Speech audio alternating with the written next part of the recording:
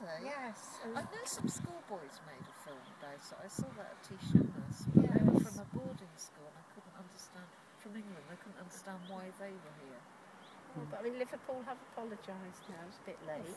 So when was the village drowned? 1960. Was it the early 60s?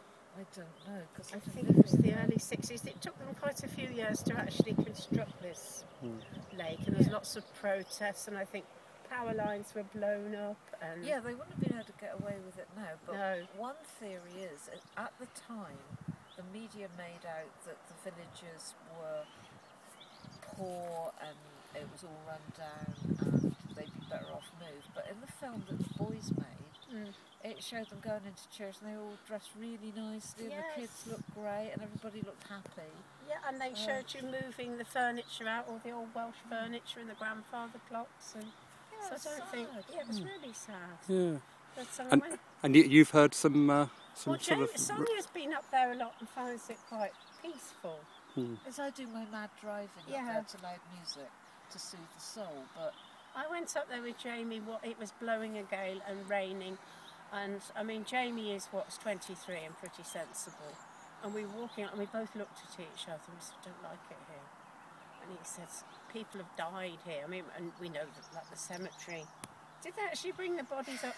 I know there's a little chapel where all the headstones are, but I don't know if they actually brought the bodies up. So they're underwater now, are they? They might, yeah. I mean, but it was very. So we felt like we were being sensitive, aren't you? Yeah, we felt like we were being watched.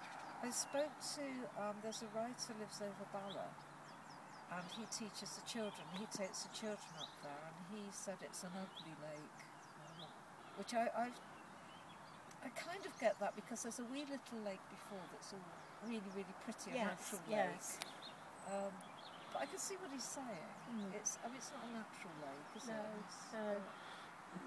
No. Oh, right. Yeah, the stories. I mean, I think the story will always live on. Well, it's not a story; it's reality. Yeah. Well, no, they wouldn't get away with it these days. so you're my first interview. I've recorded it for posterity now. There we are.